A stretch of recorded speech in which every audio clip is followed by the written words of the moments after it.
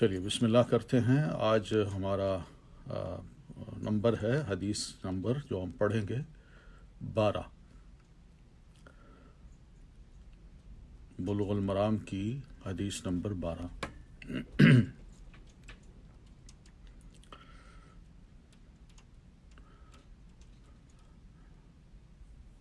اعوذ باللہ من الشیطان الرجیم، بسم اللہ الرحمن الرحیم۔ ان اللہ وملائکتہ یصلون علی النبی یا ایہا الذین آمنوا صلوا علیہ وسلموا تسلیما۔ اللہم صل وسلم علی نبینا محمد وعلی آل محمد کما صلیت وسلمت علی محمد وعلی ابراہیم وعلی آل ابراہیم انک حمید مجید۔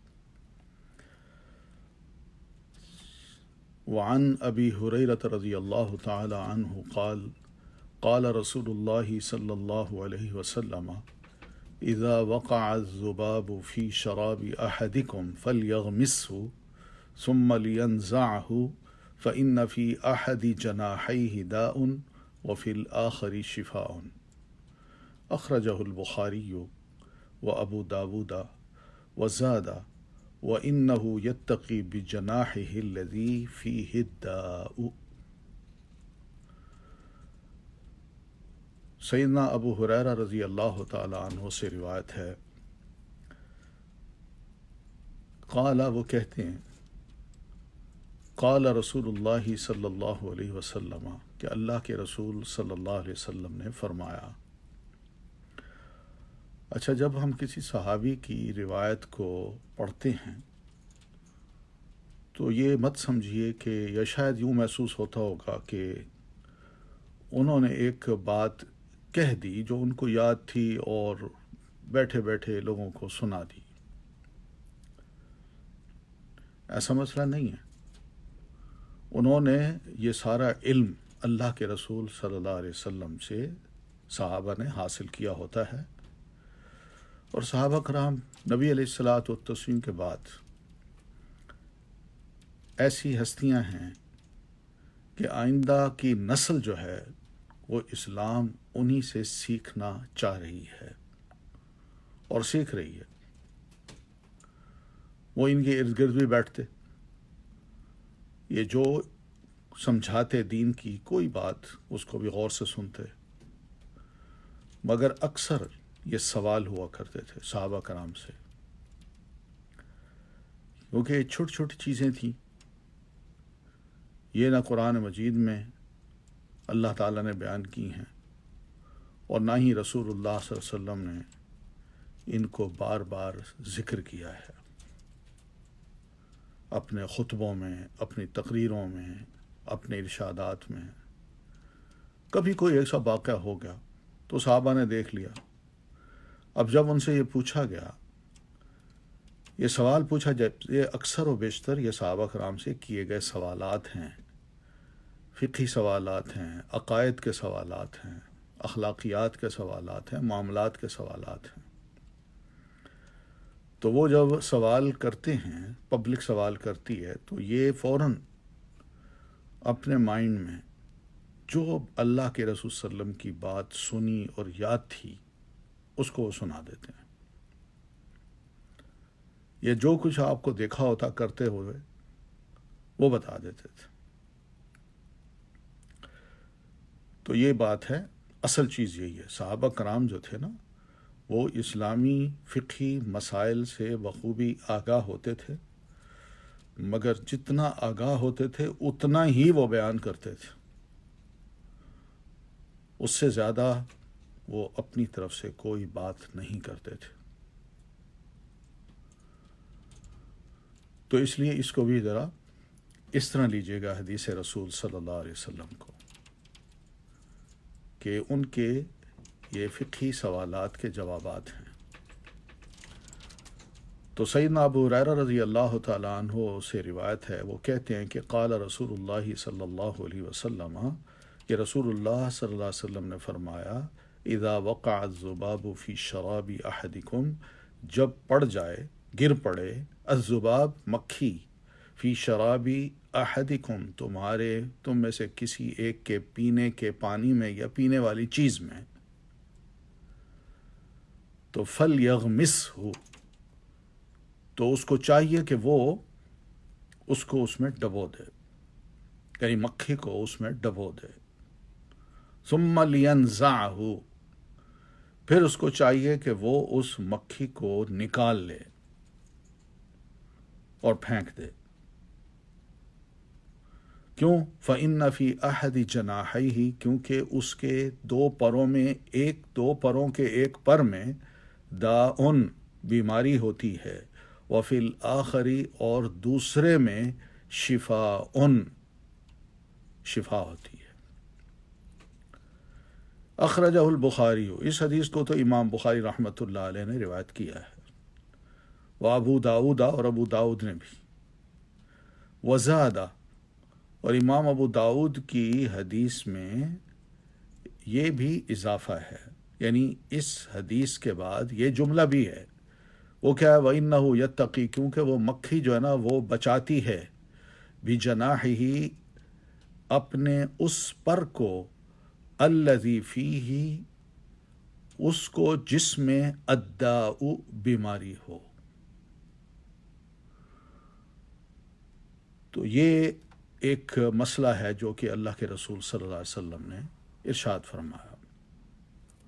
اکثر و بیشتر یعنی جہاں آبادی ہو، انسانوں کی کھانے پینے کی چیزیں کچھ ایسی ہو، یا کہیں جو بھی ہے مکھی زیادہ جہاں پیدا ہوتی ہے اس کے اسباب وہاں موجود ہوں، تو پھر یہ مکھی ایسی چیز ہے جس سے کوئی انسان بچ نہیں سکتا. وہ انسان کے ناک پہ بھی آ بیٹھتی ہے اور بار بار سر پہ بھی بیٹھتی ہے، مختلف چیزوں پہ بھی بیٹھ جاتی ہے. تو خیر اس سے کچھ ہے ناپاک نہیں ہوتی، نہ اس کے بیٹھنے سے انسان کا جسم یا ناک ناپاک ہوتا ہے. لیکن کبھی پینے کی چیز میں وہ مکھی آتی ہے جس کی عادت ہوتی ہے میں بیٹھوں، مگر ہوتی وہ پینے کی چیز ہے، اس میں آئی وہ بیٹھ گئی اور پڑ گیا پانی میں یا شربت میں یا کسی بھی چیز میں. تو وہ جب پڑتی ہے یعنی آ کے وہ بیٹھنا چاہتی ہے لیکن وہ ڈوب جاتی ہے اس میں. لیکن جب ڈوبتی ہے تو اس میں کیا کرتی ہے وہ کہ وہ اپنے اس پر کو جس میں بیماری ہوتی ہے اس کو وہ پانی میں ڈالتی ہے، اور شفا والا جو پر ہوتا ہے اس کو وہ اوپر رکھتی ہے، وہ پانی میں ڈبونا نہیں چاہتی. تو بس آپ صلی اللہ علیہ وسلم نے یہ بات ارشاد فرما دی، تو آپ نے فرمایا اس کا حل یہی ہے کہ وہ اس پانی کو یا پینے کی چیز کو گرائے نہ، وہ ناپاک نہیں ہوتی، بلکہ فیجب فلیغمسہ، اس کو چاہیے کہ وہ اس کو ڈبو دے، یعنی اس میں ڈبو کے پھر اس کو نکالے اور پھینک دے. کیوں؟ اس لیے کہ مکھی کے دو پر ہوتے ہیں، دو پروں میں ایک میں شفا ہے اور دوسری میں بیماری ہے. اور یہ جو بیماری ہے وہ کیا ہے؟ یہ ایک ویپن کی طرح ہے، یعنی اس مکھی کے لیے وہ ایک ویپن ہے، وہ چھوڑتی ہے اپنے اس ویپن کو. تو اس لیے کہ مکھی جب پانی کی پینے کی چیز میں جب پڑتی ہے تو اس کی کوشش یہ ہوتی ہے کہ میں اپنے ویپن کو بچاؤں، مگر ایسا نہیں ہوتا. تو وہ بچانے کے لیے جب کوشش کرتی ہے تو سب سے پہلے اپنے اسی ویپن کو ہی آگے بڑھاتی ہے. یعنی کیا مطلب؟ یعنی یہی بیماری والا جو ہے نا وہ جا ڈوبے اور جو صحت والا ہے وہ بچ کے رہے. تو اس لیے آپ فرماتے ہیں اس کو ڈبو دو، تاکہ یہ ڈبونا جو ہے وہ دوا ہوگی اور یہ دوا اس بیماری کو زائل کر دے گی. یہ آپ نے فرمایا. یہ بات جو آپ نے فرمائی ہے سوچنے کی بات ہے کہ کیا اتنی ہی نبی علیہ السلام کے پاس اتنا نالج تھا کہ آپ صلی اللہ علیہ وسلم اتنی باریک باتیں بھی کر دیں؟ مکھی کو کون پرواہ کرتا ہے مکھی کی؟ کہ اس کے ایک پر میں بیماری ہے اور دوسرے پر میں شفا ہے۔ واقعی ایسی بات ہے، بالکل ایسی بات۔ یہ نبی علیہ الصلاۃ والتسلیم جو سچے رسول ہیں، ان کے بے شمار معجزات دنیا نے دیکھے آپ کے دور میں، مگر یقین مانیں آپ کے ارشادات کے بعد دنیا اب تک آپ کے ان ارشادات کے معجزات دیکھ رہی ہے۔ آپ نے یہ جو بات ارشاد فرمائی، آج کی جو میڈیکل سائنس ہے وہ اس بات کو پروو کرتی ہے اور یہ کہتی ہے کہ واقعی مکھی کے ان دو پروں میں ایک بیماری ہوتی ہے اور دوسرے میں شفا ہوتی ہے، اور وہ بیماری کے پر کو کھانے پینے کی چیز میں پہلے رکھتی ہے تاکہ میں اس سے دوسرے کو بچا سکوں جو ٹھیک ٹھاک پر ہے، جس میں کوئی بیماری نہیں۔ تو یہ جو آپ کا ارشاد فرمانا ہے بڑا عجیب لگتا تھا لوگوں کو، اور پھر یہ ہے کہ اس میں ڈبو کے پھر نکال کے پھینک دے۔ کہتے ہیں یہ کوئی کیا نام ہے، کوئی انسانی کوئی نفس جو ہے، انسان کا نفس، اس کو کیا یہ چیز اچھی لگتی ہے؟ کیا ایسی باتوں سے انسانی نفس کی اچھی تربیت ہو سکتی ہے کہ مکھی کو ڈبو دو اور نکال کے پھینک دو؟ یہ کیسی باتیں ہیں؟ اور بھائی یہ بات الہامی بات ہے، اللہ کے رسول صلی اللہ علیہ وسلم کی ہے۔ بس یہ بات جو نا آپ نے فرمائی ہے تو یہ یاد رکھیے، یہ وہ پانی ہے، وہ چیز ہے پینے کی جس میں مکھی جا کے بیٹھے مرے نہ، وہ زندہ ہوتی ہے، اسے اس کو ڈبو کے فوراً باہر پھینک دے۔ لیکن جو مکھی پڑتے ہی مر جائے، یعنی مثال کے طور پر گرم گرم چائے تھی، اس میں وہ پڑتے ہی ظاہر ہے گرمی کی وجہ سے مر جاتی ہے۔ اب وہاں یہ نہیں مسئلہ چلے گا کہ میں کیا اس کو ڈبو کے باہر پھینک دوں۔ یہ چائے کے گرم دودھ کے بارے میں بات نہیں ہے، یہ صرف پینے والی چیز جو ہے نا، جو انسان خاص طور پر کوئی پانی پیتا ہے، ٹھنڈا شربت پیتا ہے، اس میں آ کے مکھی پڑے تو اس کے بارے میں آپ صلی اللہ علیہ وسلم نے ارشاد فرمایا۔ لوگ اس کو چائے پہ بھی لے جاتے ہیں، اس زمانے میں ایسی چیزیں نہیں تھیں۔ عام طور پر مکھی کی یہ عادت ہی نہیں ہے کہ وہ گرم چیز پہ جا کے بیٹھے۔ یہ تو ہمارے دور کی ایک ہے کہ چائے، قہوہ، کافی، اور بھئی اس چیز میں اگر کوئی مکھی پڑ جائے تو مسئلہ اس کے بارے میں نہیں بتایا آپ صلی اللہ علیہ وسلم نے۔ تو بہرحال نبی علیہ السلام یہ چاہتے ہیں کہ حضرت انسان کی اچھی تربیت بھی ہو تاکہ وہ اپنی باغ جو ہے نا وہ شیطان کے ہاتھ میں نہ دے، اور شیطان جو ہے نا اس کی قیادت کر کے اس کو جہنم میں لے جائے۔ اور پھر یہ بھی ہے کہ اللہ کے رسول صلی اللہ علیہ وسلم یہ بھی چاہتے ہیں کہ حلال اور طیب چیز سے گھن نہ کھائی جائے، گھن نہیں آنی چاہیے، اور ہاں جو حرام اور خبیث ہے اس سے انسان کو ضرور گھن بھی آنی چاہیے اور نفرت بھی ہونی چاہیے، انسان پرے بھی رہے۔ تو مسئلہ اس حدیث سے ہی پتہ چلتا ہے کہ مکھی اگر پانی میں یا کوئی شربت میں آ پڑے تو اس کو پہلے ڈبوئے، پھر اس کو نکال کے باہر پھینک دے۔ اس میں کوئی ایسی بات نہیں ہے، صرف اتنی بات ہے کہ جو اللہ نے جو پانی یا شربت جیسی نعمت انسان کو نصیب کر رکھی ہے وہ اس مکھی کی وجہ سے ضائع نہ کر دے کہ جی نہیں یہ تو ناپاک ہو گئی۔ آپ نے اس کا حل بتا دیا ہے۔ اب اس پانی میں مکھی کو ڈبو کے باہر پھینکنے سے کوئی بیماری نہیں رہے گی، وہ بالکل ٹھیک چیز ہوگی۔ پھر یہ ہے کہ معمولی سا تھوڑا سا پانی ہو، اگر اس میں کوئی ایسی چیز جا کے مر جائے جو زندہ تو ہے مگر وہ پانی کی طرح بہتی نہیں ہے، یا وہ کوئی ڈیزالو نہیں ہو جاتی اس میں، جیسے مکھی ہے، تو وہ اگر اس میں چلی جائے تو اس سے وہ تھوڑا سا پانی بھی ناپاک نہیں ہوتا۔ یہ ارشاد رسول ہے، اس سے ہمیں یہ سمجھنا چاہیے۔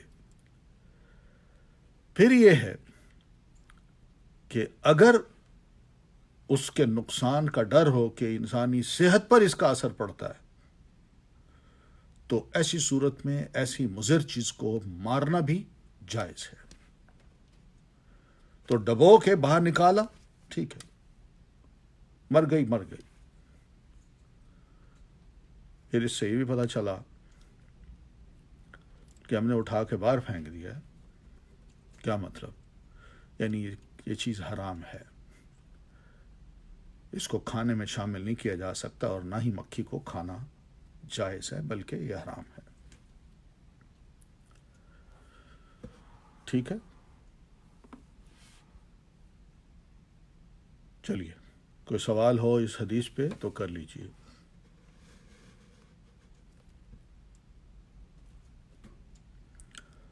چلیے اگلی حدیث۔ وعن ابی واقد اللیثی رضی اللہ عنہ قال قال رسول اللہ صلی اللہ علیہ وسلم ما قطع من البہیمة وہی حیۃ فہو میت، اخرجہ ابو داود والترمذی وحسنہ واللفظ لہ۔ ابو واقد اللیثی رضی اللہ تعالی عنہ، ابو واقد کنیت ہے، اور ان کا نام ہے الحارث ابن عوف۔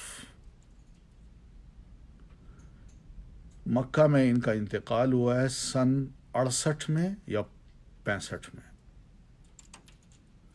لیث ایک قبیلہ ہے اور یہ اس کی طرف منسوب ہے، لیثی۔ تو یہ روایت کرتے ہیں کہ اللہ کے رسول صلی اللہ علیہ وسلم نے فرمایا ما قطع من البہیمۃ، جو چیز کاٹ دی جائے جانور سے، بہیمہ بہائم اس کی جمع ہے، اور جانور کو کہتے ہیں۔ عام طور پر یہ جانور سے مراد وہی جو کہ ہمارے ہاں پالتو ہیں، لیکن اگر بس دیکھیے کوئی اور ہو جو کہ یعنی عام طور پر گھروں میں یا انسان ان کو نہیں رکھتا یا جنگلوں میں وہ رہتے ہیں، اور اس کو پکڑا، اس کو زخمی کیا، اس کا کوئی جسم کاٹ کے، اس کا کوئی حصہ ٹانگ کاٹ کے اٹھا کے لے گیا جبکہ وہ زندہ ہے، چاہے وہ بکری ہو، چاہے وہ ہرن ہو، چاہے وہ گائے ہو، بھینس ہو، اونٹ ہو، زندہ جانور جس کا ہم گوشت کھاتے ہیں ذبح کر کے، اگر وہ زندہ تھا اور زندہ ہوتے ہوئے اس کی کوئی ٹانگ کاٹ دی گئی، تو آپ فرماتے ہیں وہی حیۃ، جب کہ وہ زندہ ہو، یعنی جانور کی کوئی شے بھی کاٹ دی جائے، اس کے جسم سے الگ کر دی جائے جب کہ وہ زندہ ہو، تو آپ فرماتے ہیں فہو میت، تو وہ بھی میت ہے۔ میت کا کیا مطلب؟ یعنی جس طرح ایک جانور بغیر ذبح کیے مر جاتا ہے اور اس کو ہم میت کہتے ہیں اور وہ حرام ہوتا ہے، بینی اسی طرح زندہ جانور کی کوئی حصہ کاٹ کے انسان یہ سوچے میں اس کا استعمال کر لوں، آپ نے فرمایا وہ بھی میت میتا کی طرح ہے، وہ حرام ہے، وہ حلال نہیں ہے۔ پھر تو یہ بڑا اہم سبق ہے۔ تو بہرحال پہلے بہیمہ کے لفظ کو سمجھیے۔ بہیمہ جانور کو کہتے ہیں جس کی 4 ٹانگیں ہوتی ہیں، خواہ وہ کہیں پانی میں ہو۔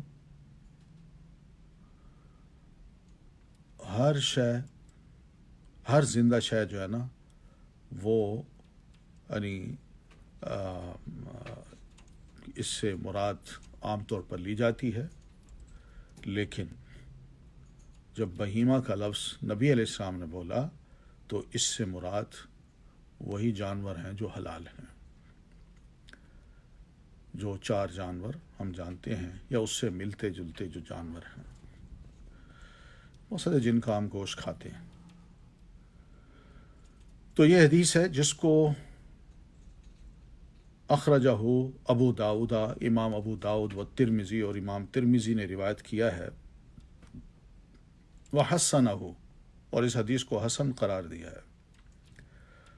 تو امام ابو داؤد اور ترمذی نے جب اس حدیث کو بیان کیا تو پتہ یہ چلا کہ یہ حدیث تو 4 بڑے بڑے صحابہ کرام سے نیریٹڈ ہے. ان میں ابو سعید خدری ہیں، ابو واقد یہ ہیں جو روایت کر رہے ہیں، سیدنا عبداللہ ابن عمر ہیں، اور سیدنا تمیم الداری ہیں. اور اس حدیث کو جس کو روایت کرتے ہیں ابو واقد، جیسے امام ابو داؤد اور ترمذی نے روایت کیا ہے، اسی طرح امام احمد رحمۃ اللہ علیہ نے اپنی مسند میں بھی اس کو روایت کیا ہے، اور امام حاکم نے بھی. مگر امام حاکم نے ذرا تھوڑی سی ڈیٹیل بتائی ہے، اور ڈیٹیل یہ ہے، تفسیر یہ ہے کہ اللہ کے رسول صلی اللہ علیہ وسلم جب مدینہ تشریف لائے تو مدینہ کے کچھ لوگ ایسے تھے جو جانور بکری ہو تو اس کا بڑا شوق رکھتے تھے کھانے کا. اور کیا کھاتے تھے کہ جو اس کا یعنی ٹانگ کا گوشت ہے نا اوپر والا، اس کو بڑے شوق سے کھاتے تھے. اور اسی طرح اونٹ جو تھا، اونٹ کا کوہان جو ہوتا ہے، کوہان کو وہ کاٹ ڈالتے تھے. تو ادھر بکری کو کاٹ ڈالتے اور ادھر اس کو کاٹ ڈالتے تھے اور کھاتے تھے. تو اللہ کے رسول صلی اللہ علیہ وسلم کو علم میں آئی یہ بات، تو آپ نے اس وقت یہ بات ارشاد فرمائی کہ جس زندہ جانور کی کوئی حصہ کاٹ دیا جائے، وہ زندہ ہو، ذبح نہ کیا گیا ہو، صرف کھڑے کھڑے یا بیٹھے بیٹھے اس کے کوئی حصہ کاٹ لیا اور بندہ یہ سمجھے یہ حلال ہے، بعد میں مر جائے گا، نہیں بھائی، وہ بھی میت، وہ بھی اس زمرے میں آئے گا جو میتہ ہوتا ہے، مردار ہوتا ہے، اور مردار ہمارے دین نے حرام قرار دیا، تو یہ بھی مردار ہے، یہ حرام ہے. تو بہرحال نبی علیہ الصلاۃ والتسلیم کا یہ جو ارشاد ہے، اس ارشاد سے پتہ یہ چلا کہ زندہ جانوروں کے ساتھ بھی دور جاہلیت میں انسان جو تھا وہ بڑا ظلم کرتا تھا. آج بھی ایسے لوگ جو ان چیزوں کو نہیں جانتے، وہ کھڑے کھڑے جانور کی گردن اڑا دیتے ہیں، نہ ذبح کرتے ہیں نہ کچھ، اور وہ زندہ ہے، وہ کھڑا ہے، اور پھر اس کے بعد جب اس کا سارا خون گرتا ہے تو پھر جا کے وہ گر جاتا ہے. تو یہ اس طرح کا ظلم جو ہے، اس کو دین نے پسند نہیں کیا. دین نے یہی چاہا ہے کہ ان جانوروں کو بڑے پیار اور محبت سے لٹایا جائے، اور اس کو پتہ ہو کہ بھئی یہ میرے ساتھ بڑا اچھا سلوک کر رہا ہے، تو وہ پیار اور محبت سے لٹا کے اس کو ذبح کر کے بسم اللہ اللہ اکبر پڑھ کے اس کو ذبح کیا جائے تاکہ اس کا سارا خون گر جائے، اور پھر اس کے بعد اس کی کھال اتار کے انسان کھائے. وہ صاف بھی ہوتا ہے، اس میں خون بھی نہیں لگا ہوتا. ورنہ یہ تو خون جہاں کہیں بھی کوئی حصہ کاٹ دیا زندہ جانور کا، وہ تو سارا خون آلود بھی ہوگا. تو اس لیے نبی علیہ الصلاۃ والتسلیم نے منع فرمایا.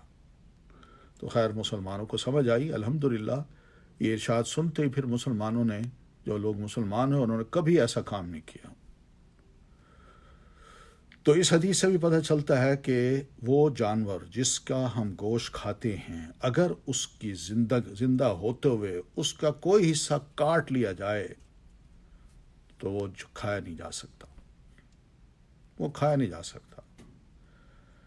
پھر اسی طرح زندہ جانور جو ہے، اس کا کوہان یا اس کی ٹانگ الگ کاٹی نہیں جا سکتی، کیونکہ یہ ان حیوان کو عذاب دینے کی، خدا نخواستہ بہت بڑی تکلیف پہنچانے کی ایک کوشش ہے، اور بغیر کسی فائدے کے. بس بندہ اپنی بہادری دکھا رہا ہے، لیجیے جی میں نے یہ کوہان کاٹ دیا. کوہان تو کاٹ دیا، مگر وہ زندہ جانور جو ہے کتنی تکلیف ہے اس کو.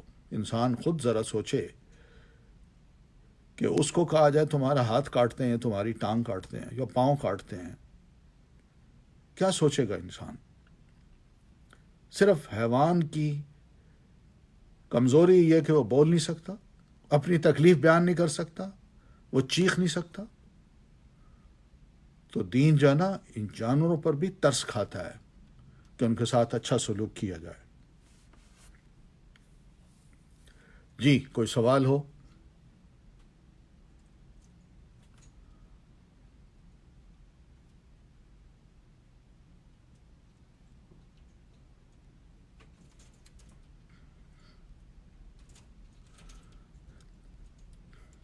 کتاب ہے نا آپ کے پاس، بلوغ المرام ہے نا، پہلا والیوم. ہاں، حادثہ اور چیز ہوتی ہے، اور حادثے میں اگر جانور کا کوئی عضو ضائع ہونے کا خطرہ ہو یا ہو جائے تو پھر بہتر ہے کہ اس جانور کو ذبح کر دیا جائے، تاکہ کم از کم باقی حصہ اس کا خراب نہ ہو. اور اللہ نے اگر اس کو کھانے کے لیے بنایا ہے ہمارے، تو پھر اس کو ذبح کر کے انسان کھا سکتا ہے.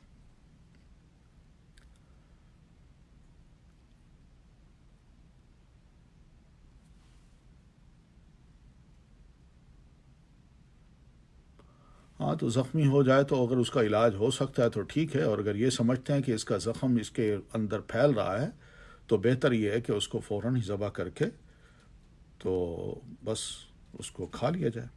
یہی طریقہ ہے. اس کو علاج معالجے میں اگر کوئی ممکن ہو تو ٹھیک ہے، ورنہ انسان اس کو کھا لے ذبح کر کے، اور جانور لے لے پھر.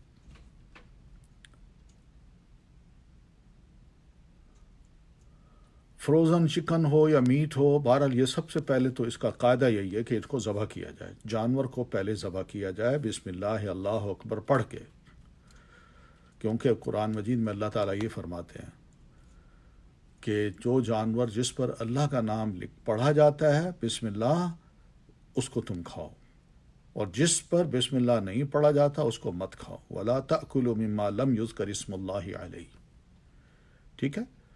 تو وہ جب ذبح ہو گیا، اس کے بعد ہم اس کو چاہے اب کھائیں یا فروز کر دیں، اور پھر اس کے بعد ایک دو روز بعد، ہفتے بعد نکال کے کھاتے رہیں تو کھائے. تو وہ چکن ہو یا میٹ ہو، وہ پہلی شرط اس کی یہی ہے کہ اس کو بسم اللہ اللہ اکبر پڑھ کے ذبح کر کے چھیل چھال کے صاف ستھرا کر کے اس کو گھر میں پروز کر دیا جائے تو ٹھیک ہے. اور ایسے جانور کو، ایسی چیز کو، گوشت کو بیچا بھی جا سکتا ہے.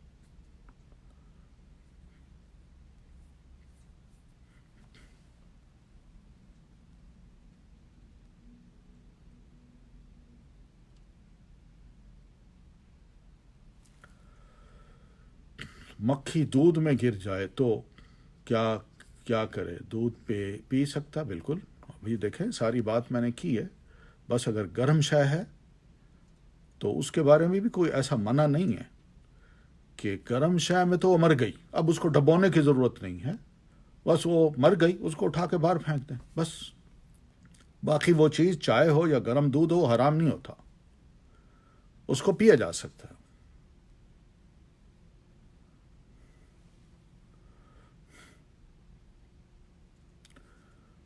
ہمیں یہ جو مختلف کمپنیاں ہیں فارنر، تو ان کمپنیوں کے بارے میں کوئی تسلی کرنی چاہیے. نیٹ پہ جائیں، ان سے پوچھیں کہ کیا آپ نے اس کو ذبح کیا ہے اسلامی طریقے سے، کیا یہ حلال ہے.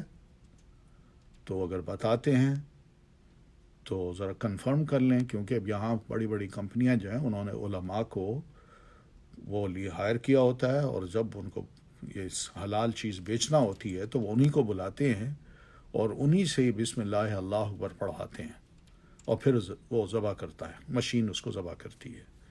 تو اگر ایسی صورت ہے تو ٹھیک ہے، بہت اچھا ہے. لیکن ہمارے ہاں اس کو کچھ سنجیدگی سے نہیں لیا جاتا، بلکہ یہ سوچا جاتا ہے کوئی بات نہیں، بس آخر ملک میں آ رہی ہے تو سوچ سمجھ کے یہ چیز لائی جا رہی ہوگی، حلال ہوگی. ایسا مسئلہ نہیں ہونا چاہیے. ہمیں تسلی کرنی چاہیے، اور پتہ ہونا چاہیے کہ جو کمپنیاں ہمارے ہاں گوشت اس طرح پیک کر کے بھیج رہی ہیں تو کیا، یا اس کا کوئی مثال کے طور پر آپ دیکھیں کہ ہمارے ہاں کتنے فارنر جو ریسٹورانٹ ہیں اور اس میں کھانے کھائے جاتے ہیں، برگر کھائے جاتے ہیں، تو اس میں یہ چکن کا عام استعمال ہوتا ہے، اور بھی بہت کچھ پیکنگ میں آتا ہے، اور اس کو ہم لے لیتے ہیں، کھاتے ہیں. تو واقعی اگر وہ تسلی ہو جائے تو کھائیں، کوئی ضروری نہیں ہے کہ ہم اس ہر بات پہ شک کریں، مگر جہاں تسلی کرنا ہو تو وہاں فون کر کے نیٹ پہ جا کے ان سے پوچھیں، پتہ چل جائے گا. تو مکھی چائے میں گر جائے تو اس کو نکال کے پھینک دیں. ہاں، K&S وغیرہ کچھ بھی ہو، تسلی کر لیں بس. حلال کہہ دیتے ہیں، کہنا اور بات ہے، اس پہ لکھا ہوا ہو کہ حلال ہے۔ جیسے ہمارے یہاں، ہم اگر یہاں کینیڈا میں ہم مختلف جب سٹورز پہ جاتے ہیں چائے خریدنے کے لیے، تو انہوں نے پیکنگ میں جو سامان رکھا ہوتا ہے اس پہ حلال کا باقاعدہ سٹکر لگا ہوتا ہے۔ تو وہ یہاں کے لوگوں کا بڑی تسلی ہے کہ وہ مختلف بڑی بڑی جو اسلامی یہاں سینٹر ہیں وہاں فون کر کے پوچھتے ہیں، وہ کہتے ہیں ہاں جی ہم نے خود اس کی اجازت دی ہے اور ہمارا بندہ گیا ہے، اس نے ان تمام چیزوں کو دیکھا ہے، طریقے سے اسلامی طریقے سے اس کو ذبح کیا گیا ہے، پیکنگ کی گئی ہے، اور پھر اس کے بعد مارکیٹ میں اس کو فلوٹ کیا گیا ہے۔ ہاں، ایسے حلال کہہ تو دیتے ہیں، لیکن بیچنے والا تو اپنا بیچ رہا ہے، لیکن کم از کم وہ کھانے کی چیز جو ہے نا اس کو ضرور دیکھ لیں، کیا اس پہ وہ سٹکر فارنر اگر ہے، فارن کی چیز ہے، باہر کی چیز ہے، تو اس کو دیکھ لیں وہاں سٹکر لگا ہوا ہے کہ نہیں۔ باقی اگر کوئی دھوکہ دیتا ہے تو اللہ ہی معاف کرے اس کو بھی اور ہمیں بھی، کہ کیسی کیسی چیزیں کھلائی جا رہی ہیں، کہ پتہ نہیں کس کس کا گوشت ہے جو کہ اس طرح مسلمانوں کو، اور خاص طور پر ہمارے ہاں چونکہ کنٹرول نہیں ہے تو اس وجہ سے معلوم نہیں کیا کیا گوشت ہے اور کیسی خوراک ہے جو ہم عام مسلمان کھا رہے ہیں۔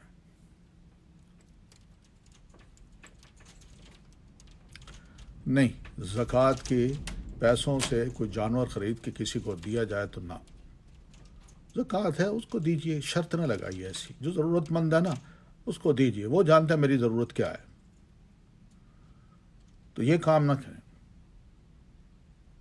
بالکل فیمیل بھی ذبح کر سکتی ہے، یعنی عید کے روز فیمیل جو ہے وہ جانور کو ذبح کر سکتی ہے، اس کو ہمت کرنی چاہیے۔ صحابیات تو ذبح کیا کرتی تھیں، امہات المومنین بھی ذبح کیا کرتی تھی۔ ہمارے ہاں تو ایک چھوٹی سی جو مرغی ہے اس کو بھی ذبح کرنے کے لیے بڑے مرد جو ہے نا وہ بھی گھبراتے ہیں۔ ہمیں بہادر ہونا چاہیے۔ خون گرتا انسان جب دیکھتا ہے نا تو اس کے اندر وہ خوف نکل جاتا ہے، کہیں اور پھر کبھی خود زخمی ہو یا کوئی زخمی کو دیکھے تو اس کے بعد وہ حوصلہ نہیں ہارتا، وہ بہادر ہوتا ہے اندر سے۔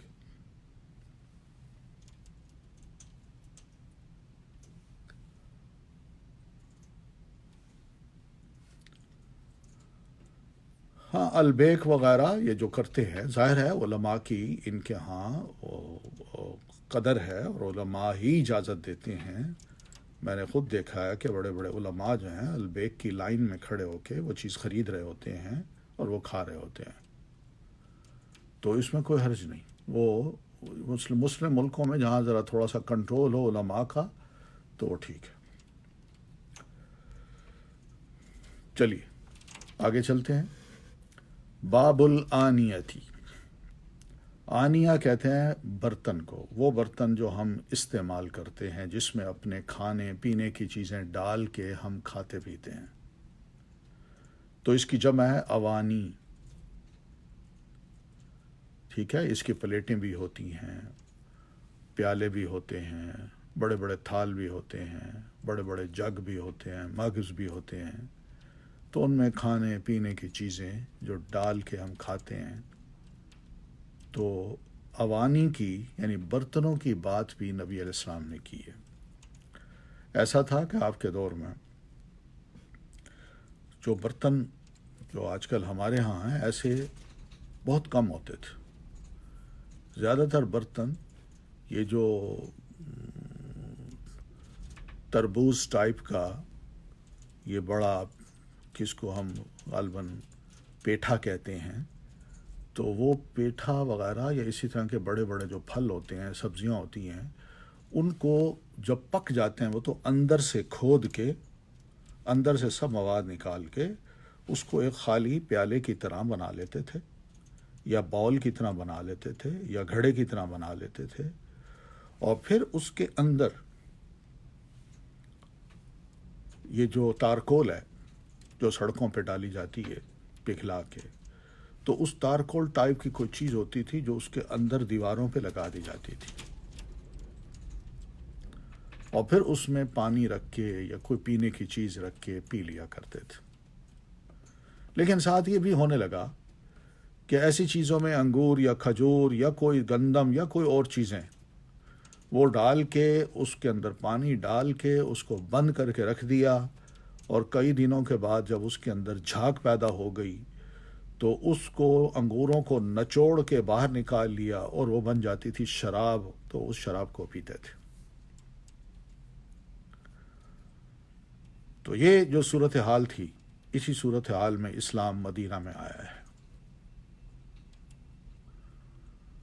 پھر یہ ہے کہ جو امیر آدمی ہوتے تھے جن کا باہر آنا جانا تجارتی قافلوں میں، بڑے بڑے تجارتی یعنی کام کیا کرتے تھے، وہ ان کا بزنس تھا، تو وہ باہر آتے جاتے تو باہر کی کچھ چیزیں یا باہر کے لوگوں کو دیکھتے کہ وہ سونے اور چاندی کے برتن بناتے ہیں، ان کو بیچتے ہیں اور کھاتے بھی اسی میں ہیں، پیتے بھی اسی میں ہیں، تو اس میں پلیٹیں بھی ہوتی تھیں، چمچے بھی، جو بھی سمجھ لیں آج کل کے دور کی جو کھانے پینے کے برتن ہو سکتے ہیں، اس دور کے ماڈرن وہ برتن ہوتے تھے۔ تو یہ چیزیں بھی کہیں کہیں مدینہ میں یا عربوں میں کہیں کہیں رائج تھیں۔ نبی صلی اللہ علیہ وسلم جب تشریف لائے تو آپ کے علم میں یہ بات آئی تو صحابہ نے آپ سے پوچھا یا نئے مسلمان نے پوچھا، یا جب ایسے لوگ اکٹھے ہوئے اور انہوں نے کلمہ پڑھا تو اللہ کے رسول صلی اللہ علیہ وسلم نے ان کو سمجھایا، اور وہ یہ ہے کہ حذیفہ بن یمان رضی اللہ تعالی عنہما سے، عن حذیفہ بن الیمانی رضی اللہ عنہما، حذیفہ بن یمان رضی اللہ تعالی عنہما کہہ رہے ہیں، یہ تثنیہ ہے جس کا مطلب یہ ہے کہ حذیفہ خود بھی صحابی ہیں اور ان کے والد محترم یمان جو ہیں وہ بھی صحابی ہیں۔ تو سیدنا حذیفہ رضی اللہ تعالی عنہ یہ نبی علیہ الصلوۃ والتسلیم کے کون تھے؟ صاحب السر ان کو کہتے ہیں، کہ آپ انتہائی اہم راز کی جو بات ہوتی تھی وہ سیدنا حذیفہ کو بتایا کرتے تھے۔ جیسے مثال کے طور پر کچھ یاد ہو آپ کو کہ آپ نے کوئی راز کی بات حضرت حذیفہ کو بتائی ہو؟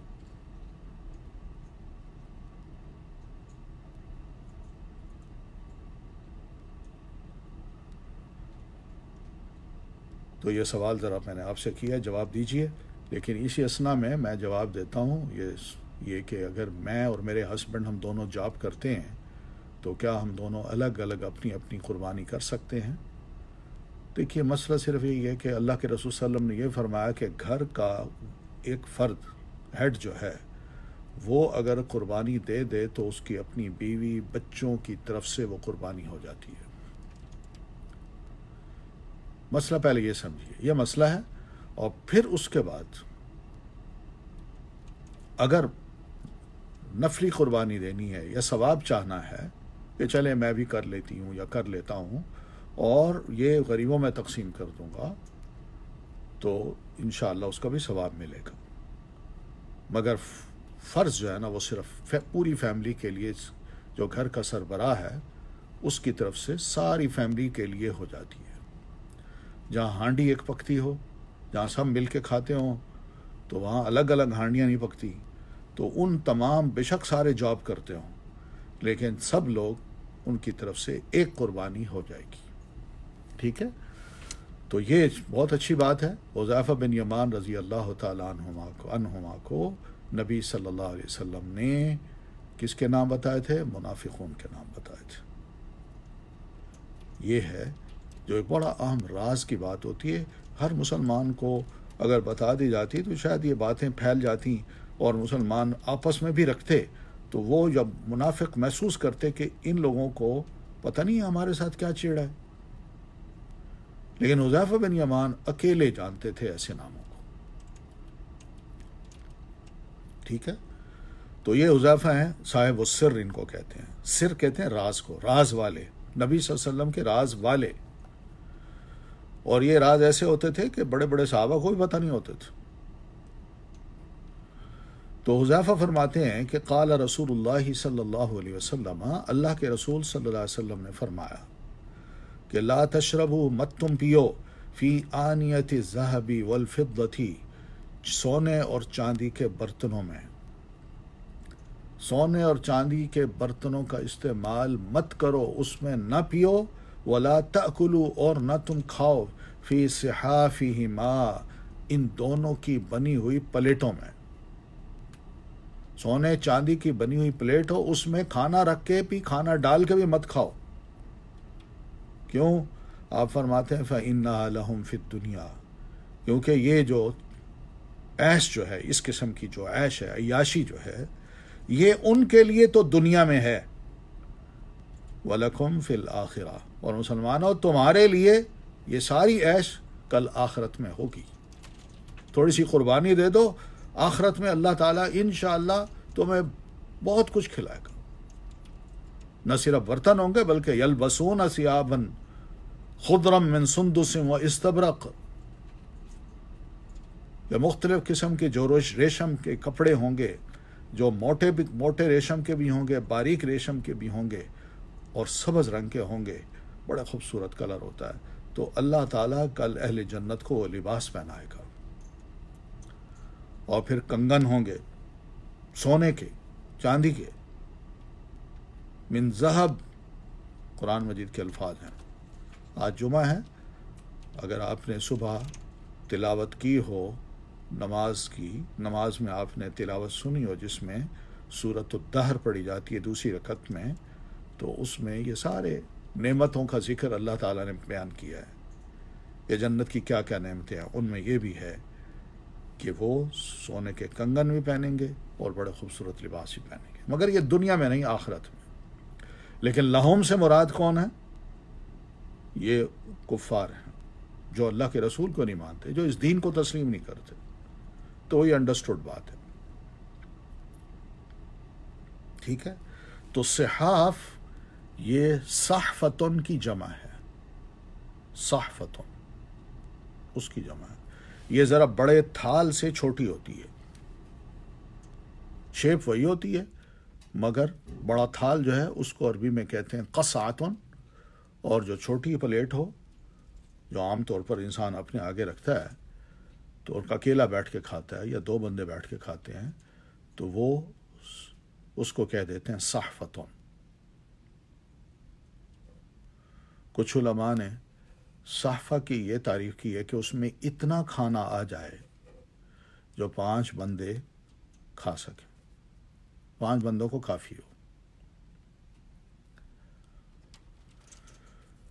تو بہرحال اس حدیث کے بارے میں آپ دیکھیے، یہ حدیث ہونی تو چاہیے تھی کھانے پینے کے چیپٹر میں، مگر یہاں اس کا ذکر اس لیے کیا گیا ہے تاکہ یہ پتہ بھی چل جائے کہ جب کھانے پینے کے لیے یہ برتن حرام ہیں، تو پھر کیا ان میں اگر پانی پڑا ہو تو ہم وضو کر سکتے ہیں؟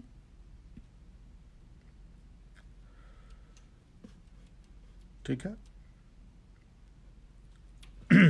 تو یہ ایک سوال تھا، شاید امام ابن حجر عسقلانی رحمۃ اللہ علیہ اس کے جواب کے لیے اس حدیث کو یہاں لائے ہیں کہ جب کھانے پینے کی چیزوں کو ان برتنوں میں ڈال کے نہیں کھایا پیا جا سکتا تو وضو اس کے لیے پھر ان برتنوں میں پانی ڈال کے انسان اپنا وضو کرے تو کیا وہ وضو ہو جائے گا؟ تو ان کا یہ استدلال ہے کہ شاید یہ وضو نہیں ہوتا، ٹھیک ہے۔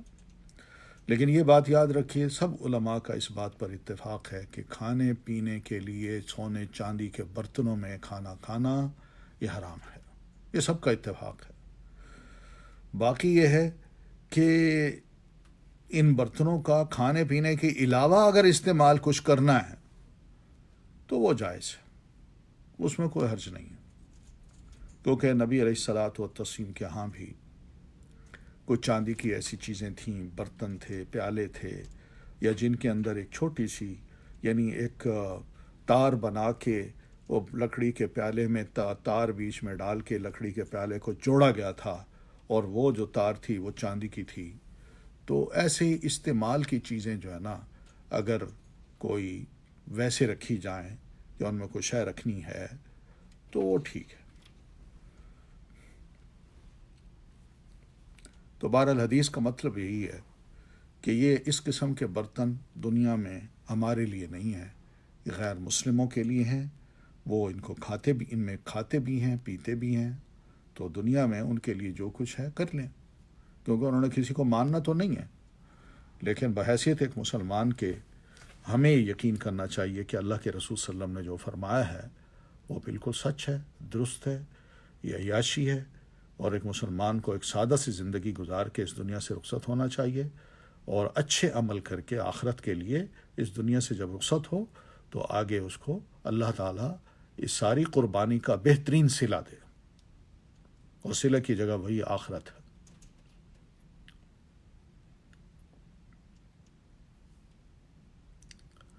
ہاں تھوڑا سا اگر کوئی اس طرح کا کہ ٹانکا لگانا ہے کچھ اور چیز تو وہ ٹھیک ہے، ورنہ سلور اگر زیادہ ہو تو وہ ٹھیک نہیں ہے، چاندی اگر زیادہ ہو تو وہ ٹھیک نہیں ہے۔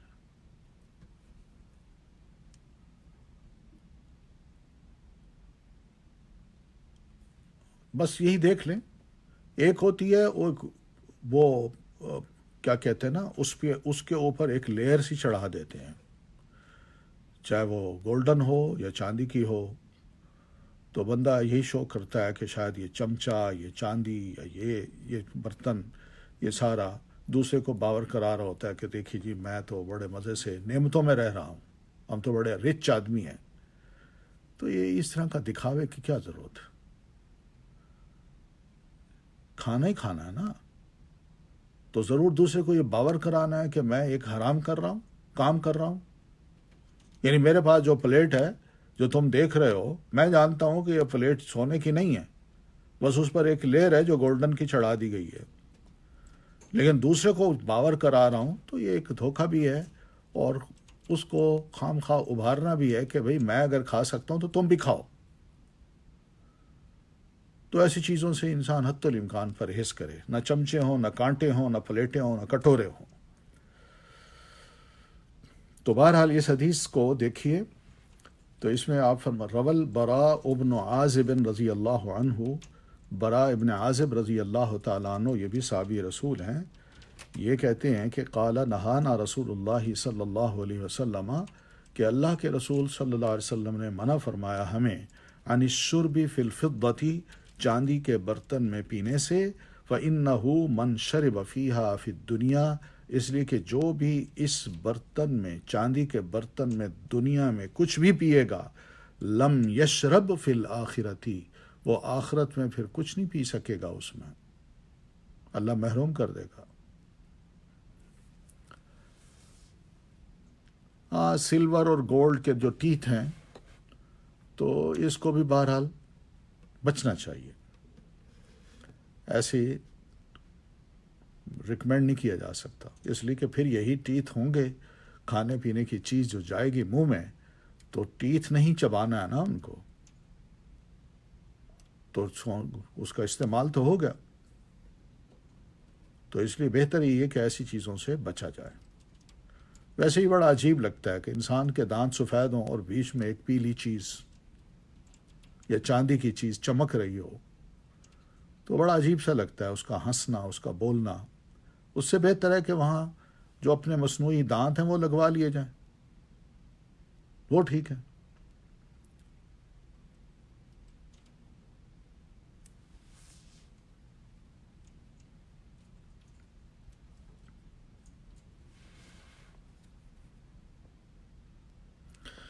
نہ بہرحال بات وہی ہے کہ مہنگے برتن ہوں لیکن سونے اور چاندی کے نہ ہوں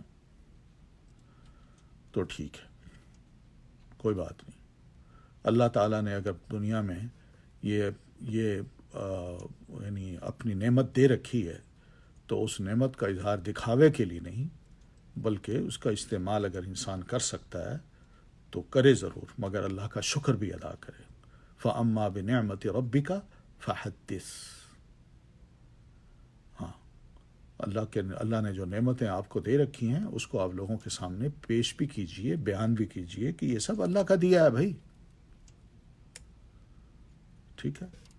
تو گولڈ پلیٹڈ واچز ہوں یا جو بھی ہو، اس میں اگر آپ کا مقصد اپنے آپ کو رچ ثابت کرنا ہے اور دوسرے کو یہ بتانا ہے کہ میں گولڈ کا استعمال کر رہا ہوں، اور اس کو میں حلال سمجھتا ہوں، تو یہ چیزیں ٹھیک نہیں ہیں۔ تو استعمال کھانے پینے کے برتن یا اسی طرح دوسری چیزیں، لیکن جس طرح سونا پہننا مرد کے لیے حرام ہے، یعنی اسی طرح گولڈ پلیٹڈ جو محسوس ہی ہوتی ہے کہ یہ بڑی مہنگی ہے اور گولڈ ہے اس میں، تو اس کو بھی مردوں کے لیے پہننا جائز نہیں ہے۔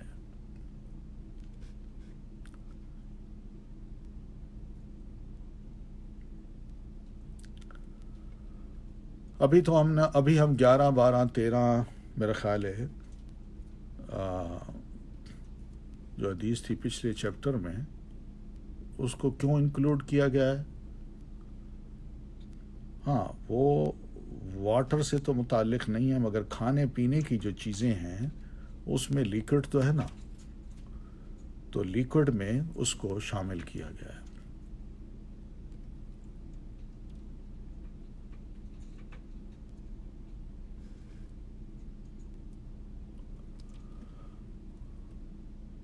اچھا، میں تو یہ سمجھ رہا ہوں کہ آواز بھی ٹھیک ہے اور ویڈیو بھی ٹھیک ہے۔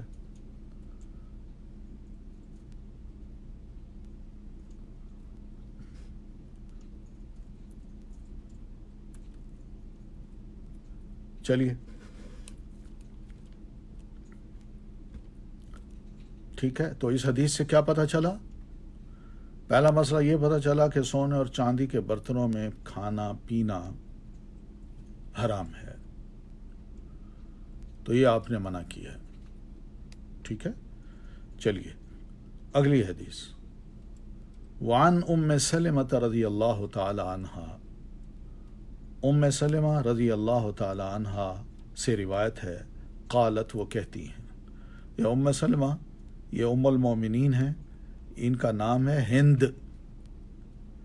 ہند ان کا نام ہے، اور ان سے نبی علیہ الصلاۃ والتسلیم نے 4 ہجری میں شادی کی، یعنی ہجرت کر کے آپ جب تشریف لائے تو 4تھا سال تھا، تو آپ نے ان سے شادی کی اور یہ بیوہ تھیں۔ پھر اس کے بعد یہ ان کا انتقال ہوا 59 میں، اور ان کی عمر اس وقت تھی تقریباً 84 ایئرس۔ بہت سمجھدار خاتون تھیں، اور دوسری بات یہ بھی ہے کہ علم ان کے پاس بہت تھا جو نبی علیہ الصلاۃ والتسلیم سے انہوں نے لیا، اور اللہ تعالیٰ نے ان کو بعد میں اتنی لمبی عمر عطا کی، سید عائشہ کو اور ان کو، یہ دونوں جو ہیں نبی علیہ الصلاۃ والتسلیم کا جو علم تھا اس کو خوب پھیلاتی رہی۔ صحابہ بھی آتے، اگلی نسلیں بھی آتے، بچے بھی آتے جو ان کے ہاں رہتے تھے، جو ان کی تربیت کرتی، اور پھر اسی طرح وہ بڑے بڑے علماء بنے۔ تابعین میں بڑے بڑے نام ہیں ایسے تابعین علماء کے جن کی براہ راست تربیت سیدہ ام سلمہ رضی اللہ تعالی عنہا نے کی ہے۔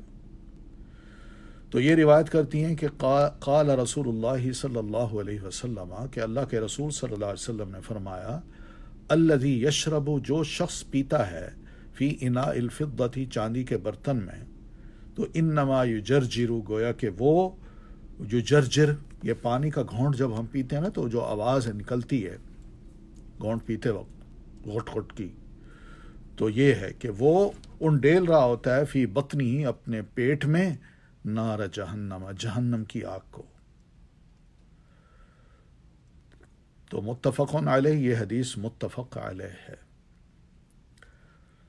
تو یہ بڑی بڑی اہم بات کی ہے جو پیارے نبی علیہ الصلاۃ والتسلیم نے فرمایا ہے۔ ہم سب جانتے ہیں کہ جہنم بھی دوزخ کے طبقوں میں ایک طبقہ ہے، اور یہ بڑی سخت سزا کا مقام ہے جہاں جلتا ہے انسان، تکلیف اٹھائے گا۔ تو یہ وہ حدیث ہے جس کو آپ نے بیان فرمایا، رسول اللہ ہیں، آپ نے جو فرمایا ہے ہمارا ایمان اور یقین ہے کہ ایسا ہی ہوگا۔ تو پھر یہ متفق علیہ حدیث ہے، یعنی صحیح بخاری اور صحیح مسلم دونوں نے، اور ان دونوں کو شیخین بھی کہا جاتا ہے، تو دونوں نے اس حدیث کو اپنی اپنی کتابوں میں بیان کیا ہے، ٹھیک ہے۔ تو پتہ یہی چلا کہ انسان پانی کا ایک گھونٹ بھی اگر غلط طریقے سے یا ان برتنوں میں ڈال کے ایک گھونٹ بھی پیتا ہے جس سے اللہ کے رسول نے روکا ہے اور اتنا ڈرایا ہے، اس کے باوجود بھی یہ نہیں ڈرتا اور نہ باز آتا ہے، تو کیوں نہ پھر وہ سزا کا مستحق ہو؟ تو اس وجہ سے نبی علیہ الصلاۃ والتسلیم نے یہ بات تنبیہاً فرمائی ہے کہ دھیان کرنا ہے، یہ جو اپنے پیٹ میں آگ ڈال رہا ہے یہ ایک مجازی بات ہے، تو مراد اس سے یہی ہے کہ وہ شخص اس انجام کو پہنچے گا، اس انجام کو پہنچے گا، یعنی کل کو جب اللہ نے اس کو سزا دینی ہے تو وہ یہی سمجھے کہ گویا دوزخ کی آگ جو ہے نا وہ گھونٹ گھونٹ کر کے اپنے پیٹ میں ڈال رہا ہے، جیسے قرآن مجید میں آتا ہے نا کہ انما یأکلون فی بطونہم نارا، وہ کھا نہیں رہے ہوں گے بلکہ وہ اپنے پیٹوں میں اس کھاجے کو جب ڈالیں گے تو وہ تو آگ ہوگی اور وہ ان کے پیٹوں میں جائے گی۔ تو بہرحال اس حدیث سے بھی پتہ چلا کہ پینا جو ہے سونے یا چاندی کے برتن میں حرام ہے، اور جب آپ حرام کہہ دیتے ہیں تو یہ کبیرہ گناہ ہوتا ہے، اور کبیرہ گناہ توبہ کے بغیر معاف نہیں ہوتا۔ توبہ کا مطلب یہ کہ اللہ آئندہ ان برتنوں میں نہ میں نے پینا ہے نہ کھانا ہے، میری توبہ۔ ٹھیک ہے، تو یہاں بھی پینے کی بات آئی۔ پھر اگلی حدیث ہے، وعن ابن عباس رضی اللہ عنہما، سیدنا ابن عباس رضی اللہ تعالی عنہما سے روایت ہے، قال، وہ کہتے ہیں کہ قال رسول اللہ صلی اللہ علیہ وسلم، اللہ کے رسول صلی اللہ علیہ وسلم نے فرمایا، اذا دبغ الاحاب فقد طہر، جب احاب کو رنگا جائے تو وہ پاک ہو جاتا ہے۔ احاب کس کو کہتے ہیں؟ یہ کتاب کی طرح احاب بولنا ہے ہم نے۔ یہ کھال ہوتی ہے ایک جانور کی، وہ جب اتاری جاتی ہے تو اس کو ٹین کیا جاتا ہے اور اس سے اس کے اندر سارے جرمز بھی ختم ہو جاتے ہیں اور وہ وقت کے ساتھ ساتھ ایک اچھی کھال بن جاتی ہے۔ تو ایسی کھال جو ہے نا آپ فرماتے ہیں وہ پاک ہو جاتی ہے۔ تو جب وہ پاک ہوتی ہے تو پھر وہ احاب نہیں رہتی۔ احاب ہوتا ہے فریش سکن جو کہ جانور کو ذبح کرنے کے بعد اتارا جاتا ہے۔ ٹھیک ہے، اب یہاں احاب کا لفظ ہے اذا دبغ الاحاب، یہ ال جو ہے اس سے کیا مراد ہے؟ یہ وہ کچا وہ سکن ہے جو کہ حلال جانور کی اتاری جاتی ہے اور ابھی اس کو ٹین نہیں کیا گیا، تو وہ جانور، وہ کھال جو ہے اس کو احاب کہتے ہیں، ابھی وہ فریش ہے۔ لیکن جب اس کو ٹین کر دیا جائے اور اس کو مختلف کیمیکلز لگا کے اس کو پھیلا کے سکھا دیا جائے تو اب وہ اس فیز سے نکل آئی، اب وہ آپ فرماتے ہیں فقط طہرا، وہ پاک ہو گئی۔ ٹھیک ہے، تو یہ اس کو دباغت کا جو کام ہے وہ کہتے ہیں، تاکہ یہ جو کھال ہے اس کے اندر جو جرمز ہیں، زائد چیزیں ہیں، تو وہ سب نکال دی جائیں اور ان کو پاک صاف کر دیا جائے، اور اس طرح مزید اس میں خرابی بھی پیدا نہیں ہوتی کہ اس میں کیڑے پڑ جائیں اور یا سوراخ ہو جائیں، تو اس سے یہ سب چیزیں کھال جو ہے نا وہ صاف ہو جاتی ہے، ورنہ کیڑے بھی پڑ جاتے ہیں، سوراخ بھی ہو جاتے ہیں۔ تو بہرحال اس طرح کی کوئی صاف چیزوں سے، ٹیننگ سے اگر یہ چمڑا پاک ہو جاتا ہے تو دھونے کے بعد پاک ہو جاتا ہے، اور اس کے بال وغیرہ بھی سب اتار کے پھینک دیے جاتے ہیں، اور اس کے بعد وہ سوکھ جاتا ہے تو وہ پاک ہے۔ یہ حدیث ہے۔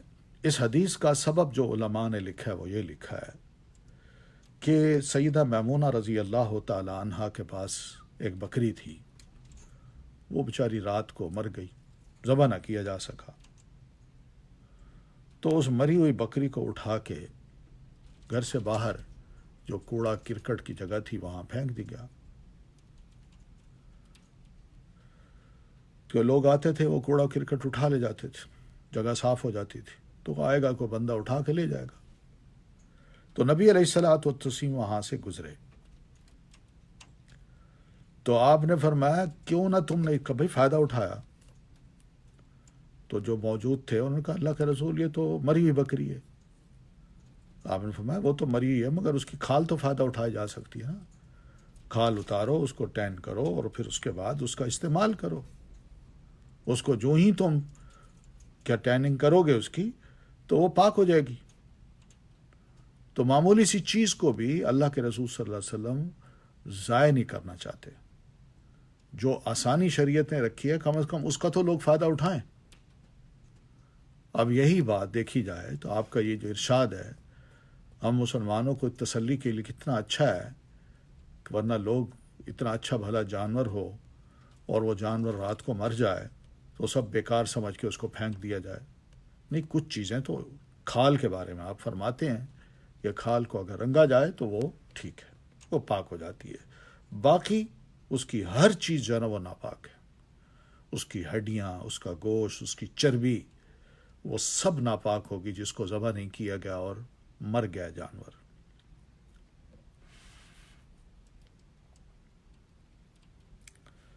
ٹھیک ہے، تو بہرحال یہ مسئلہ پتہ چلا اس حدیث سے کہ مردہ جانور کی کھال بھی حلال نہیں ہو سکتی جب تک کہ وہ اس کی دباغت نہ کر دی جائے اور اس کو صاف ستھرا نہ کر لیا جائے. ٹھیک ہے، پھر اگلی حدیث ہے وعن سلمۃ بن المحبقی، سلمہ وعن سلمۃ بن المحبقی رضی اللہ عنہ قال قال رسول اللہ صلی اللہ علیہ وسلم دباغ جلود المیتۃ طہورها صححہ ابن حبان. سلمہ ابن المحبق، تو ان کی کنیت تھی ابو سنان. یہ بصرہ میں جا کے آباد ہو گئے تھے اور ان کا شمار بصری صحابہ میں ہوتا ہے. تو یہ ایک روایت کرتے ہیں، کہتے ہیں کہ قال رسول اللہ صلی اللہ علیہ وسلم، اللہ کے رسول صلی اللہ علیہ وسلم نے فرمایا دباغ جلود المیتۃ، مردہ جانور کی کھال کا رنگنا، اس کی دباغت کرنا، یہ کیا ہے؟ طہورھا، اسے پاک کرنا ہے.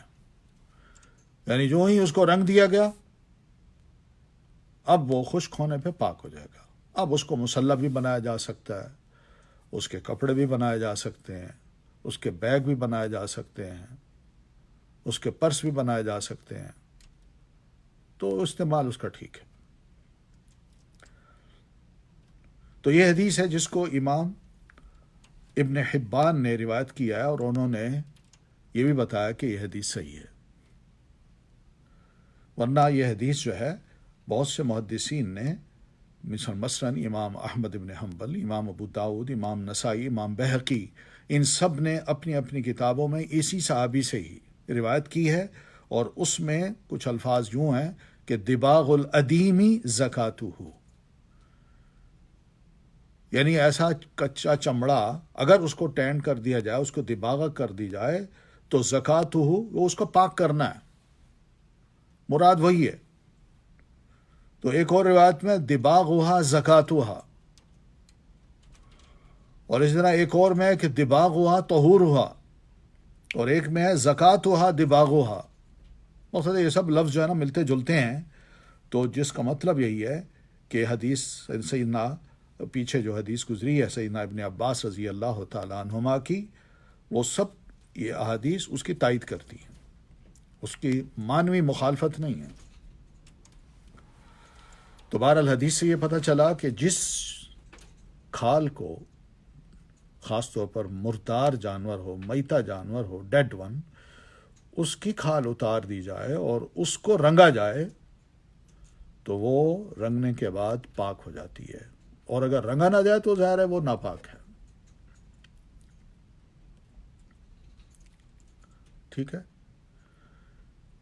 پھر وہی حدیث جو میں نے ابھی اس کی وضاحت میں بیان کی ہے کہ وعن میمونہ رضی اللہ تعالی عنہا، میمونہ رضی اللہ تعالی عنہا سے روایت ہے، قالت، وہ کہتی ہیں، آپ سب جانتے ہیں نا میمونہ کون ہے؟ میمونہ کون ہے؟ ابھی ان کا ذکر گزرا ہے.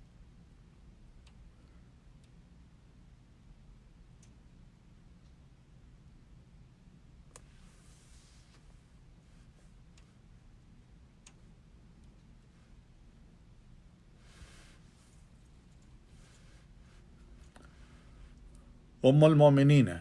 گڈ، ام المومنین ہے. ام کی جمع ہے امہات. تو امہات المومنین سب ازواج مطہرات کو کہتے ہیں. لیکن جب کسی سنگل کا نام لیں گے تو ان کو کہیں گے ام المومنین سیدہ عائشہ، ام المومنین سیدہ میمونہ، ام المومنین سیدہ حفصہ. ٹھیک ہے. تو یہ سب نبی علیہ الصلاۃ والتسلیم کی وائفز تھیں، اور اہل ایمان کی، مومنوں کی یہ مائیں ہیں، ماؤں کا درجہ رکھتی ہیں. تو یہ ام المومنین سیدہ میمونہ رضی اللہ تعالی عنہا ہیں. یہ کہتی ہیں کہ مر رسول اللہ صلی اللہ علیہ وسلم بشاتن، کہ اللہ کے رسول صلی اللہ علیہ وسلم ایک بکری کے پاس سے گزرے. مرہ کا مطلب ہوتا ہے گزرا، وہ گزرا. اور جب کہتے ہیں مرہ بی تو اس کا مطلب اس کے پاس سے گزرا. تو مرہ رسول اللہ صلی اللہ علیہ وسلم بشاتن، آپ ایک ایسی بکری کے پاس سے گزرے کہ یہ جرونہا، کہ لوگ اس کو گھسیٹ رہے تھے، یعنی مردہ تھی، اس کو گھسیٹ کے لے جا رہے تھے کہ کہیں پھینک دیں. تو فقالا، تو نبی علیہ الصلاۃ والتسلیم نے ان کو دیکھا تو فرمایا لو اخذتم اہابہا، اگر تم اس کی اوپر والی کھال لے لو تو زیادہ بہتر ہو. تو فقالو، تو لوگوں نے کہا اللہ کے رسول انہا میتتن، یہ تو مر چکی ہے، تو جب اس کا کھانا حرام ہے تو اس کی کھال بھی حرام کی ہوگی. تو آپ نے فرمایا یطہرها الماء والقرض، کہ اس کی کھال کو پانی اور قرض وہ دھو ڈالے گا، پاک کر دے گا. تو یعنی اس وقت اس کو ٹیننگ کرتے وقت جو قرض نام کی چیز تھی، اس کے بارے میں کہتے ہیں کہ یہ ایک بلوت کا جو درخت ہوتا ہے، اس درخت کی وہ جو کیا کہتے ہیں تنا ہوتا ہے، تنا کے اوپر جو لکڑیاں ہوتی ہیں نا، اس کو ذرا چھیل دیا جائے تو وہ ایک یعنی کھال سی بن جاتی ہے. تو پانی ڈالتا جائے بندہ، اور پھر اس کے بعد اس لکڑی سے اس کو چھیلتا جائے. تو اس دور میں یہی تھا. تو آپ فرماتے ہیں یہ آسان سا علاج ہے، اس کو صاف کر لو، پاک ہو جائے گی. جی، جھال بھی کہہ سکتے ہیں، اس سے اس کو صاف کر لو. تو یہ حدیث ہے جس کو سیدنا کیا نام ہے، ام المومنین، سیدہ ام المومنین یہ روایت کرتی ہیں. مگر یہ روایت بھی حضرت ابن عباس رضی اللہ تعالیٰ عنہ کی جو روایت ہے اس کی پوری تائید کر رہی ہے. تو ان سب احادیث سے یہ پتہ چلتا ہے کہ ڈیڈ ون جو جانور ہے اس کی کھال اتار کے اس کو صاف ستھرا کیا جا سکتا ہے اور اس کا استعمال کیا جا سکتا ہے. اور استعمال صرف اس لیے کیا جا سکتا ہے تاکہ اس سے کوئی فائدہ ہو ہمیں. اس کو کھانے کے لیے نہیں کہا گیا کہ اس کو تم یعنی صاف کر لو اور جب سوکھ جائے تو اس کی ہانڈی بنا لو. نہ، کھانے کے لیے آپ نے نہیں فرمایا. بس یہی ہے کہ اس کا استعمال جائز ہے، بس اتنا ہے. باقی ایک اور واقعہ بھی اسی طرح بیان ہوا ہے کہ سیدنا ابن عباس ہی فرماتے ہیں رضی اللہ عنہما کہ سودا بنت زمعہ، یہ بھی ام المومنین تھیں. تو ان کے پاس ایک بکری تھی، وہ مر گئی.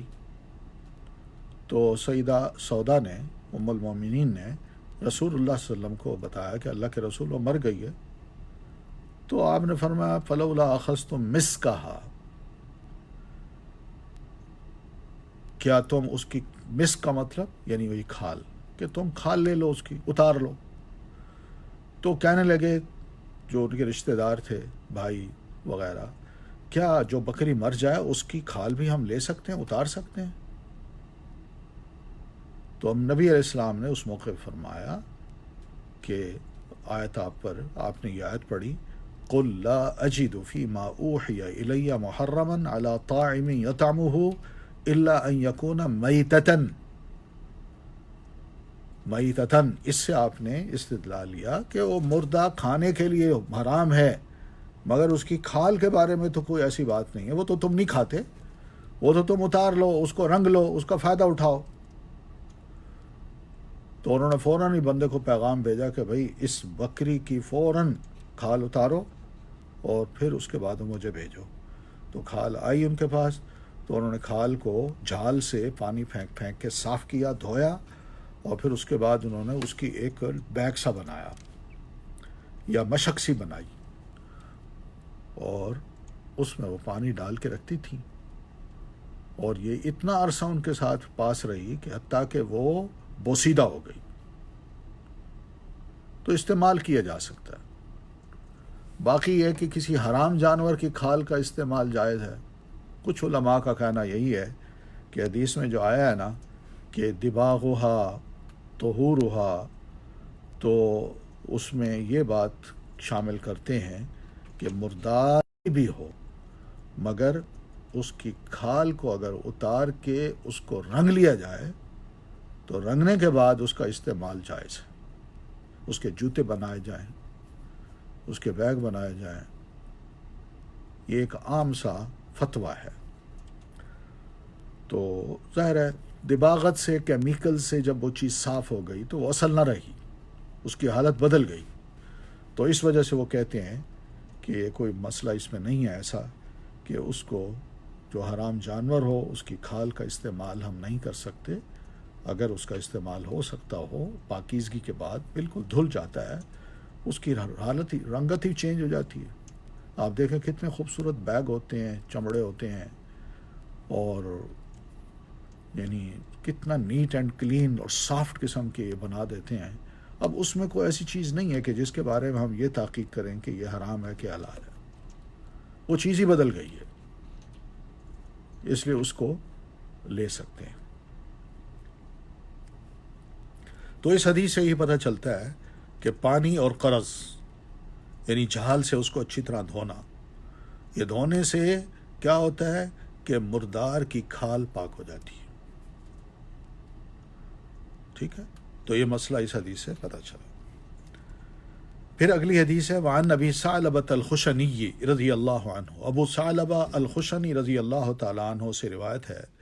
یہ ابو ثعلبہ الخشنی، ان کا نام جرہم تھا، جرہم، یہ قضاعی تھے، قضاع قبیلہ تھا، اس کے یہ فرد تھے۔ سن 75 میں ان کا انتقال ہوا ہے، یعنی 75 ہجری میں۔ دیکھ لیں یہ صدی ختم ہوتی جا رہی ہے اور آہستہ آہستہ یہ صحابہ کرام بھی فوت ہوتے جا رہے ہیں۔ بہت کم لوگ ہیں جو 100 کے بعد زندہ رہے ہوں، چند صحابہ زندہ رہے، وہ بھی ایک ایک کر کے فوت ہو گئے، اور سب سے آخری صحابی جو فوت ہوئے ہیں وہ 108 ہجری میں فوت ہوئے ہیں۔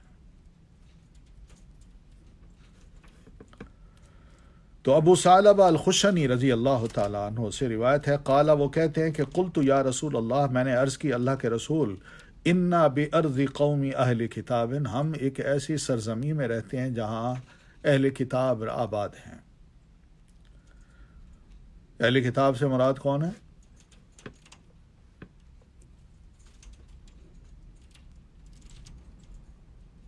the people of book،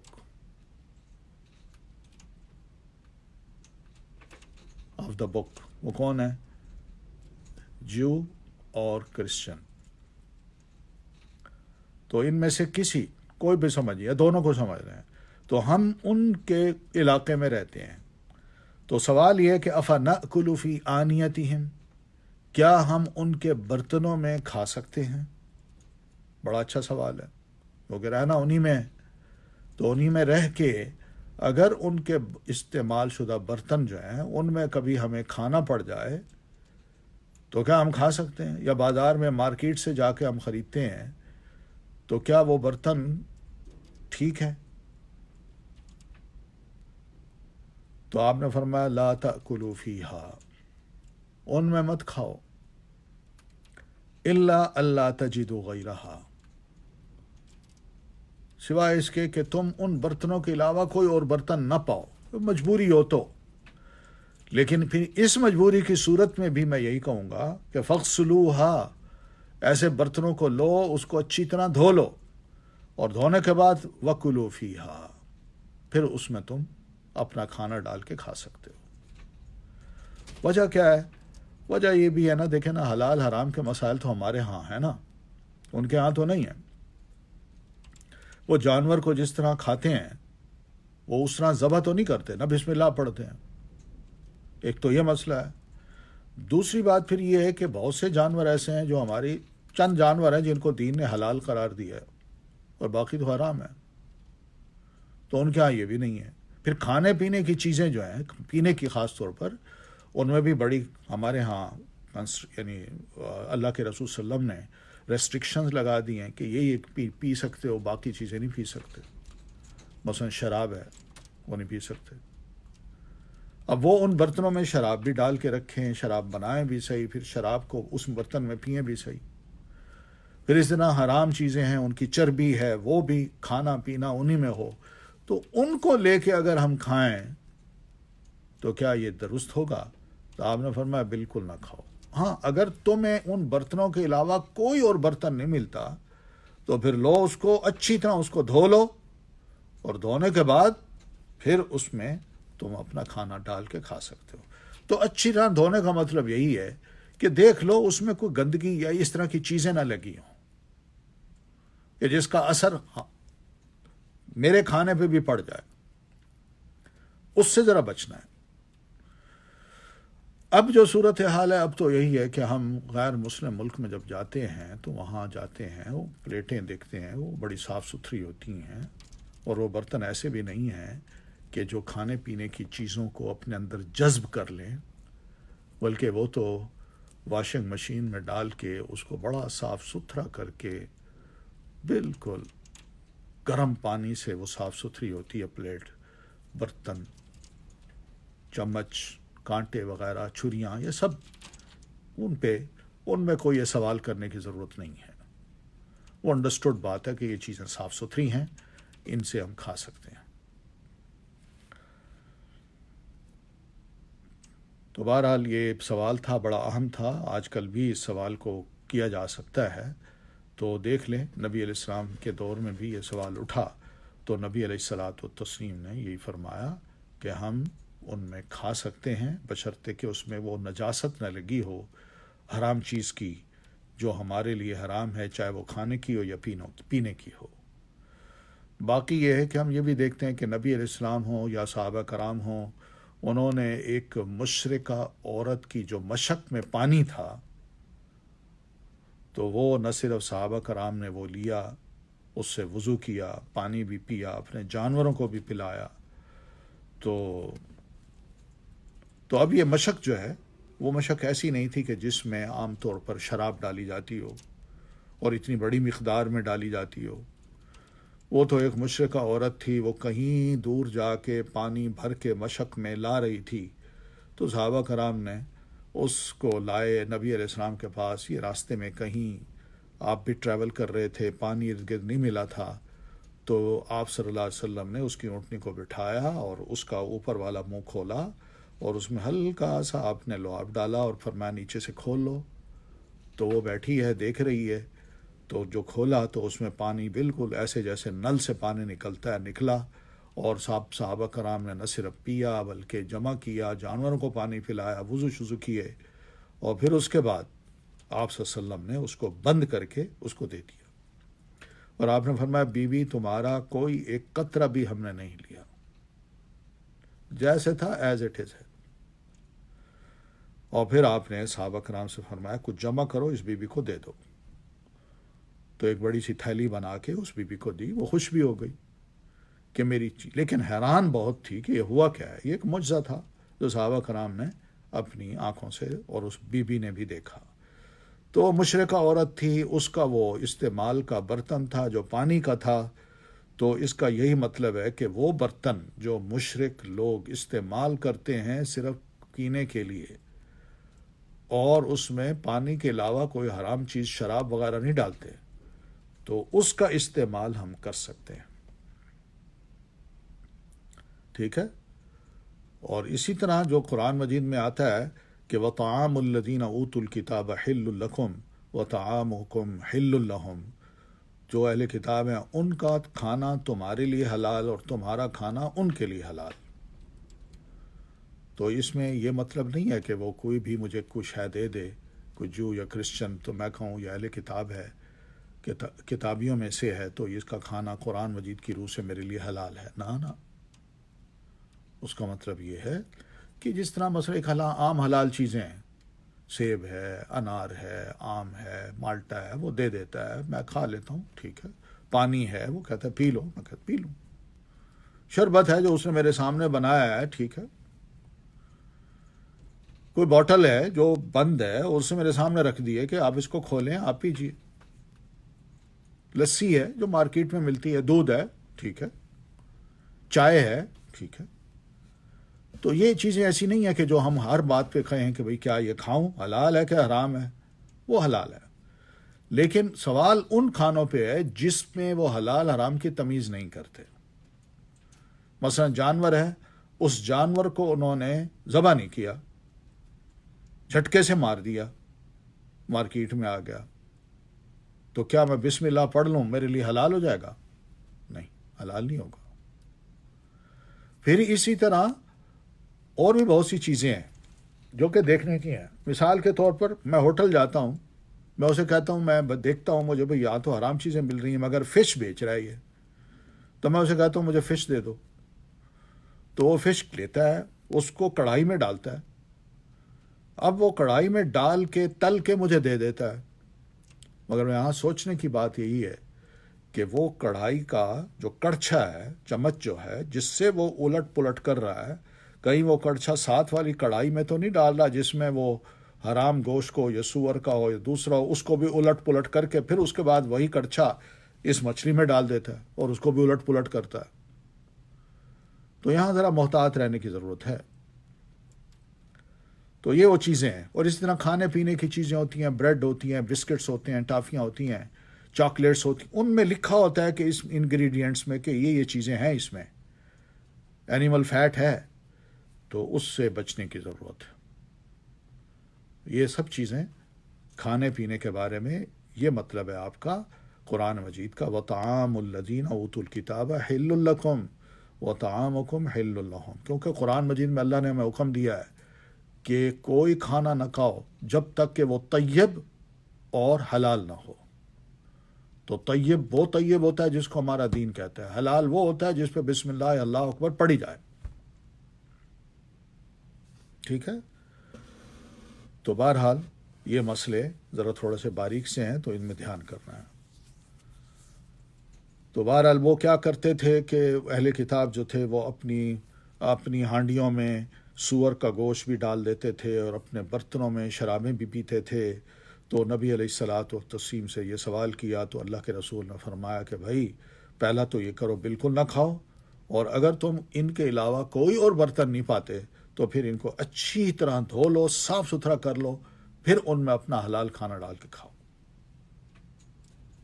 ٹھیک ہے۔ تو حرام چیز اگر ان برتنوں میں پکائی گئی اور اس کے اثرات برتنوں میں موجود ہوں تو پھر ایسے برتن میں کوئی مسلمان کھانا نہیں کھا سکتا، ٹھیک ہے، چاہے وہ شراب ہو، پینے کی چیز ہو یا کھانے کی چیز ہو۔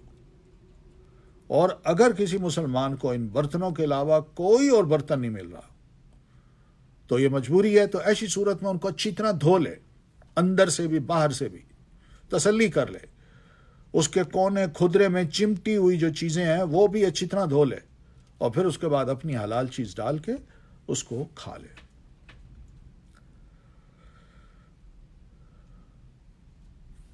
جی کوئی سوال؟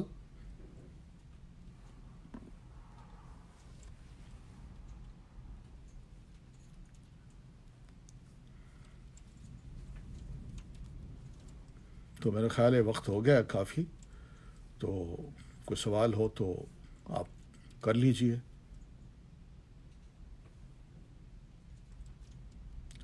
میں ان ڈیٹیل اس لیے نہیں جاتا کہ آپ کے ذہنوں میں سوالات آ سکتے ہیں، اور ان سوالات، وہ آئے ہوئے سوالات جو ہونا، تو ان کا جواب دینا اچھا لگتا ہے، تو اس لیے ایسے سوالات ضرور کیا کیجیے تاکہ دوسروں کو بھی اس کا فائدہ ہو۔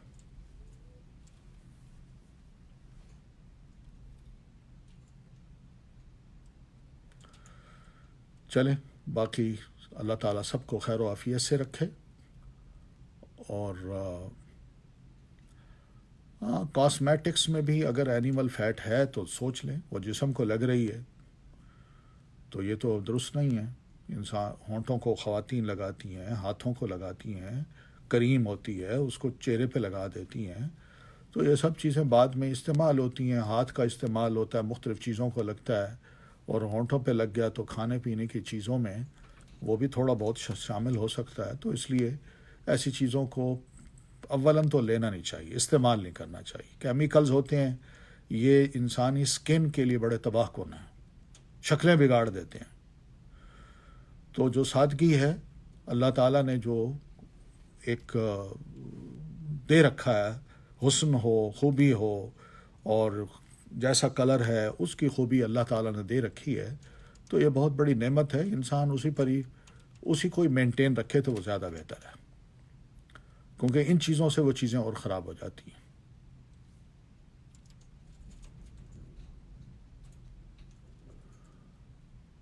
ہاں، الحمدللہ میں بالکل ٹھیک ہوں، اللہ تعالیٰ آپ سب کو خیر عافیت سے رکھے، اور انشاءاللہ زندگی رہی تو کل پھر ہم دوبارہ حاضر ہوں گے۔ تو یہ سوال ہے کہ ڈسپوزیبل یوٹینسلز جو ہے نا، وہ ٹھیک ہے، ہاں ان کو استعمال کر کے آپ پھینک دیں، کیونکہ وہ دھوئے نہیں جا سکتے، نہ دھو کے دوبارہ استعمال کیے جا سکتے ہیں۔ ہاں وہ ٹھیک ہے، وہ بھی کیمیکلز ڈال کے ان ہیئرز کو وہ صاف کر لیتے ہیں، بالوں کو، تو اس سے جو برش بنتے ہیں تو ٹھیک ہے، تو وہ استعمال کر سکتے ہیں، لیکن ضروری نہیں ہے کہ اس میں پلاسٹک کور بہت کچھ اور لگا ہوتا ہے جس کے اوپر بڑی لیئرز ہوتی ہیں، اور پھر اس کو استعمال مارکیٹ میں لاتے ہیں بنا کے، وہ بکتی ہیں، تو وہ یہ نہ سمجھیں کہ وہ صرف اس جانور کے بال ہی ہیں، نہیں، اس میں بہت کچھ اور بھی ہوتا ہے، وہ اصل چیز تو بال نظر ہی نہیں آتی۔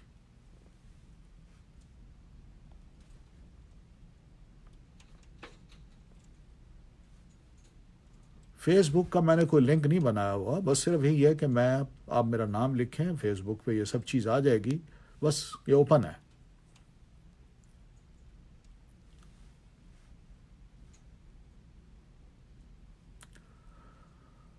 اوکے جی، پھر انشاءاللہ اللہ نے چاہا تو کل پھر خیریت سے ملاقات ہوگی، اس وقت تک کے لیے اجازت، السلام علیکم ورحمۃ اللہ وبرکاتہ۔